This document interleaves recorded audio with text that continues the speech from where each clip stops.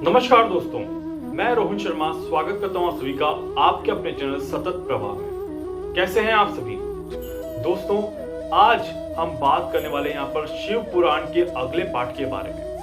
शिव पुराण में भगवान शिव जी द्वारा जीवन को जीने का क्या सार बताया गया है, हम उसी के बारे में बात कर रहे हैं। इसका एक वीडियो मैंने कल भी बना के डाला था, अगर आपने वो नहीं देखा हो तो प्लीज एक बार जाके जरूर देखिएगा। अब हम बात करते हैं यहाँ पर अगले चीज के बारे में। शिव पुराण में देखिए दोस्तों कि भगवान शिव जी क्या कहते हैं। यहाँ पर ये एक बहुत प्यारी बात बताई गई है कि समस्या जो होती है वो सिर्फ और सिर्फ हमारे ही पास होती है। जी हाँ, इसका मतलब समझिएगा कि समस्या हमारे पास होती है, मतलब कि समस्या जो होती है वो हमारी मानसिक होती है। जी, हमारे जीवन से व्यक्तिगत जुड़ी हुई नहीं होती है। देखिए, अगर आपका दुश्मन बगल में बैठा है और अगर आपका दोस्त बगल में बैठा है, दोनों के बैठने का तरीका हो जाए अलग हो सकता है, पर दोनों के सांस लेने का तरीका अलग नहीं हो सकता। दोनों जने सांस ही लेंगे, दोनों जने ऑक्सीजन लेंगे, कार्बन डाइऑक्साइड छोड़ेंगे। यहाँ पर ये आपकी मानसिकता ही आती है, आपके मन के विचार ही हैं कि आप एक को दोस्त और एक को दुश्मन की नजर से देखते हैं। तो यहाँ पर भगवान शिव जी कहते हैं कि आप जो भी कार्य करें अपने जीवन में, उसमें अपने नजरिए को थोड़ा सा पॉजिटिव देखने का प्रयास करिए।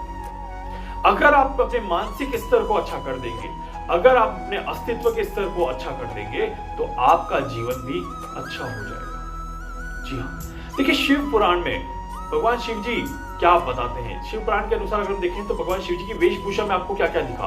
आपको त्रिशूल दिखा, आपको डमरू दिखा। भगवान शिव जी धनी सबसे दूर थे, रिच नहीं थे बहुत ज्यादा। उस समय का माहौल अलग था। कहने का मतलब था भौतिकवादी चीजों में वो बहुत ज्यादा इन्वॉल्व नहीं थे। अब यहाँ पे त्रिशूल के मतलब को समझते हैं। काफी लोगों को पता ही नहीं कि त्रिशूल का मतलब क्या है। अगर हम इस चीज को इस एंगल से देखें तो भगवान शिव जी के द्वारा, देखिए भगवान शिव जी ने अपने अहंकार को बनाए रखने के लिए क्या रखा? त्रिशूल। ध्यान रखिएगा, भगवान शिव जी ने अपने अहंकार को बनाए रखने के लिए क्या रखा? त्रिशूल। पर कभी भी अपने अहंकार को अपने से बड़ा नहीं होने दिया।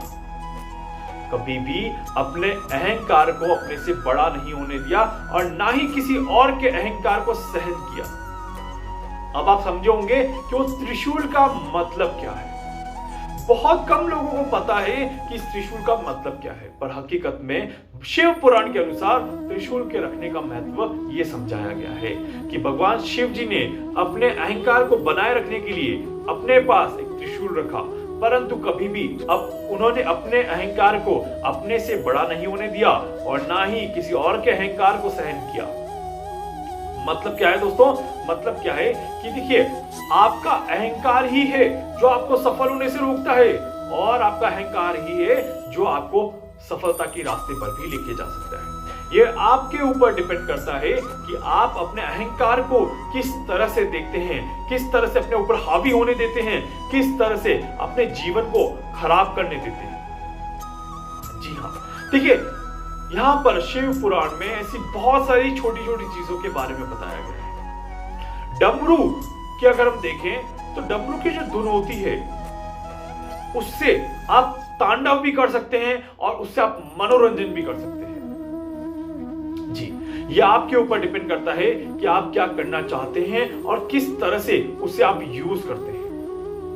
काफी बार अक्सर ऐसा होता है कि हमें म्यूजिक बहुत पसंद होता है और अक्सर ऐसा होता है कि हमें म्यूजिक से ही चिढ़ हो जाती है। तो इसीलिए दोस्तों, आपको क्या करना है, आप किस चीज को किस तरह से करते हैं, किस तरह से करने का प्रयास करते हैं, ऐसी बहुत सारी चीजें हैं जो आपको जीवन में शिव पुराण के माध्यम से जानने को और आगे बढ़ाने में मदद करती है। देखिए, भगवान भोलेनाथ कहते हैं यहाँ पर कि घृणा आप अपने से कर सकते हैं, दूसरों से नहीं। इस बात का विशेष ध्यान रखिएगा। घृणा नफरत आप अपने से कर सकते हैं, दूसरों से नहीं। देखिए, दूसरों से नफरत करने का आपको कोई फायदा नहीं। दूसरों से नफरत करने का आपको कोई ज्ञान नहीं। आप किस आधार पर किसी से नफरत कर सकते हैं, ये सिर्फ और सिर्फ आपकी एक सोच है। अपनी सोच मात्र से हम किसी भी इंसान के प्रारूप को सिद्ध नहीं कर सकते। हर इंसान का जीवन किसी न किसी उद्देश्य के साथ हुआ है।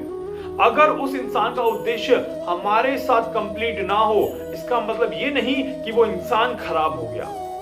इसी तरह से आपका भी उद्देश्य किसी और इंसान के लिए शायद पूरा ना हो पाए, तो क्या आप भी खराब हो गए? इस बात को गहराई से समझने की कोशिश करिएगा। ना तो कोई अच्छा है और ना ही कोई बुरा है, ना ही कोई काला है ना ही कोई गोरा है। ये सिर्फ और सिर्फ मन का दिखावा है, एक जो हमारे सामने एक आकर्षण है। ये सिर्फ वो है जो हमें भ्रमित करने का प्रयास करता है। शिव पुराण में बताया गया है कि भगवान भोलेनाथ योगी भी हैं और तपस्वी भी हैं और गृहस्थ भी हैं। एक ही व्यक्ति अलग अलग समय पर अलग अलग जीवन के प्रारूप को जीता है और वहां पर उसे पता चलता है कि किस तरह के जीवन में किस तरह के अनुभव होते हैं। आप बचपन में बुढ़ापे वाले कार्य नहीं कर सकते और बुढ़ापे में बचपन वाले कार्य नहीं कर सकते।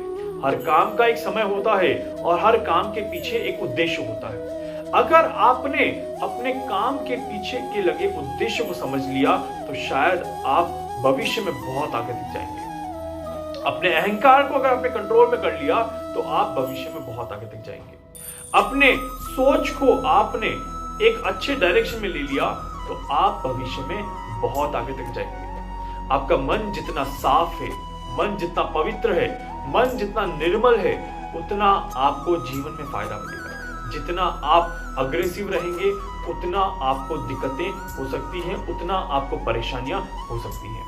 आपको करना क्या है? अपने जीवन में रिलैक्स रहना है, शांत रहना है और जो भी कार्य करें उसे आराम से करने का प्रयास करना है ताकि आपको अच्छे रिजल्ट उसके देखने को मिले। अगर आप कोई भी काम करते हैं उसमें जल्दबाजी करते हैं या फिर बिना सोचे समझे कार्य करते हैं और गलत जब निकलता है तो हम क्या करते हैं? हम उसके परिणाम ढूंढते हैं कि किस पर इल्जाम लगाएं। तो वो काम करे ही ना, क्योंकि आज आप किसी पर इल्जाम लगा रहे हैं, कल कोई आप पर इल्जाम लगाएगा। समय हमेशा परिवर्तित होता है और यही शिव पुराण में भी कहा गया है कि समय किसी का सगा नहीं है। इस बात का विशेष ध्यान रखिएगा। और ना ही समय किसी का इंतजार करता है। ये आप हैं जिसे समय के साथ साथ चलना पड़ेगा। समय आपके लिए वेट नहीं करेगा। उम्मीद करता हूं कि शिव पुराण के माध्यम से कही गई ये बातें आप सभी को अच्छी लगेगी और आप इन सभी बातों के माध्यम से अपने जीवन में कुछ चीजें अच्छा करने का प्रयास जरूर करेंगे। वीडियो को प्लीज लाइक कर दीजिएगा, चैनल को प्लीज प्लीज प्लीज सब्सक्राइब कर दीजिएगा, बेल आइकन पर क्लिक कर दीजिएगा। और अगर आप मुझसे कुछ पूछना चाहते हैं, कुछ जानना चाहते हैं, अपने बारे में कुछ समझना चाहते हैं, अपने बारे में मेडिटेशन, हीलिंग, रेकी करवाना चाहते हैं या कुंडली का एनालिसिस करवाना चाहते हैं, आप मुझसे संपर्क कर सकते हैं। मैं पूरी कोशिश करूंगा आपकी हर संभव मदद यहाँ पर कर पाऊं। धन्यवाद।